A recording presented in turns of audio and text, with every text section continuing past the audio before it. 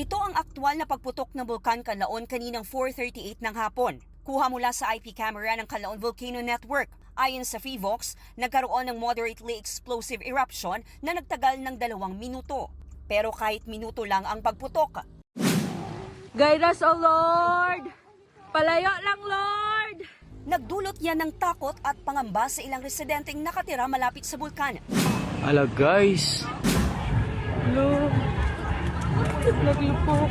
Ramdam ang takot ng ilang taga-barangay masulog sa bayan ng Kanlaon.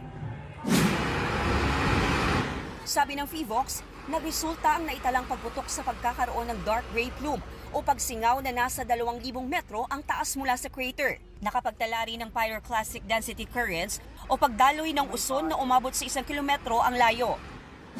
Kitang-kita sa mga larawang ito kung gaano kakapal ang pinaghalong abo at usok mula sa bunganga ng bulkan.